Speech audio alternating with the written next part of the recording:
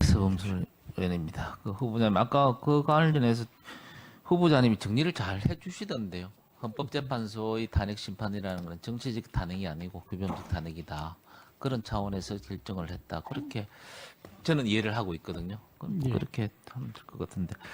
그 다음에 우리 후보자님은 조금 억울해 하실 것 같아요. 그냥 대통령 동기동창이라는 이유만으로 문제를 삼는 이런 부분들이 좀 억울 안 하십니까? 또 시각에 따라서는 충분히 그럴 수도 있다고 생각합니다. 지금 일부 매체나 우리 야당께서는 대통령과의 친분에 따른 중립성이 우려된다, 친구를 임명한다, 공사구분이 되지 않느냐, 뭐 이런 식으로 하는데 이게 자 인사청문회 하기 전에 벌써 이렇게 낙인을 찍는 것 같습니다. 그것보다는 오히려 우리 후보자가 과연 헌법재판소장으로서 역량이나 전문성, 그 다음에 도덕성을 가지고 있는지 판단한 것이 더 우선적이라고 생각을 하거든요. 아마 요걸 보시는 오늘 이 청문회를 보시는 국민들께서 그걸 판단하시리라고 저는 생각을 합니다. 아무리 동기동창이라고 하지만 물론 특혜를 받아서도 안 되지만 불이익도 받아서는 안 된다라고 저는 생각을 합니다. 과거의 예를 보면 PT 잠시만 좀. 우리 문 대통령 동기동창들도 참 많은 걸 하셨습니다. 많은 걸 한번 쭉 보십시오. 쭉 보시면 약사도 뭐 대사도 가고 뭐 이런 부분들이 있습니다. 그래서 이게 과연 경험칙상 나오는 이야기가 아니냐. 예를 들면 이렇게 해서 어느 정도 혜택을 받았으니 이번 정권도 이렇게 해서 뭔가 특혜를 혜택을 받으려고 하는 거 아니냐 하는 그런 경험칙에서 나온 게 아닌가 하는 그런 생각도 좀 듭니다. 그렇지는 우리 후보자님은 그렇게 하시진 않을 거죠. 예를 들면 내가 친구로서 헌법재판소장이 되었다고 해서 이 정권하고 이 정부에 대한 어떤 그런 부분에 대해서 연을 가지고 조금 더 편향적으로 하겠다. 그런 생각은 당연하다고 생각합니다. 그렇게 하지 않아요. 그 지난 윤석열 대통령이 중앙수사부 검사 시절에 2006년 현대자동차 비자금 사건 관련해서 청구한 구속영장을 기각한 적이 있으시죠? 예, 그렇습니다. 이런 부분과 관련해서 어떤 친분이 일을 하는 데 있어서 관계가 있다고 보십니까? 우리 후보자님. 그때 어떤 심정으로 이 기각을 했습니까? 특별히 의식하지 않고 예.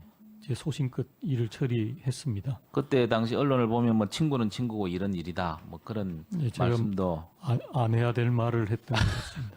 잘 하셨죠. 뭐 그거야. 한 거는 맞습니다. 예. 업무하고 연이라는 건 다를 수 있으니까요. 그걸 어느 정도 공사 구별은 하시는 분이라고 저는 생각을 합니다. 아울러 또 언론에 보면 나를 재판관이라고 임명한 정권이라고 해도 위헌인 것은 위헌이다라고 반응을 하셨습니다. 비슷한 맥락인 걸로 저는 알고 있는데요. 어떻습니까?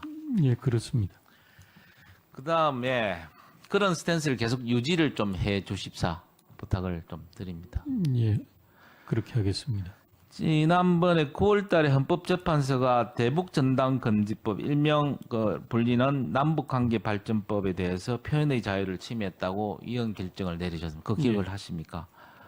그 기각을 위헌 결정을 한 가장 핵심적인 부분이 뭐라고 생각해요? 제가 왜 이 질문을 드리냐면 제가 옛날에 정치하기 전에 경기 북부경찰청장을 하면서 대북 전단 살포를 관리한 경험이 있습니다. 그래서 그때도 보면 여러 가지 그런 안전 문제라든지 표현의 자유 문제가 상당히 거론이 되면에도 불구하고 일단 북한에서 보이지 않는 쪽에서 장수를 물색해서 대북 전단을 날리는 뭐 그런 형식으로 해서 우리 안전도 좀 확보를 하고 한 경험이 있거든요.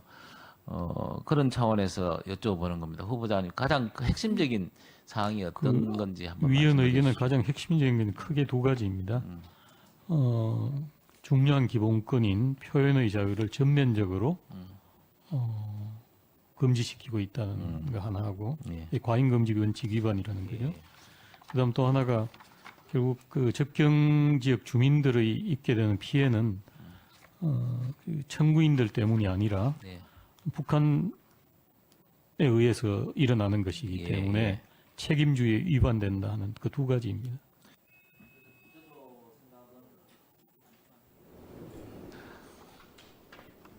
표현의 자유는 어느 세계 국가에서라도 가장 핵심적인 기본권 중에 하나 아니겠습니까? 그래서 여러 가지 상황과 입장이 달라서 다름에 따라서 이 표현의 자유도 과연 달리 적용을 해야 되느냐? 그렇지는 않다고 봅니다. 그래서 표현의 자유의 부분에 대해서 그렇게 판단을 해주신 부분에 대해서 감사하게 생각한다는 말씀을 드립니다. 네, 이상입니다.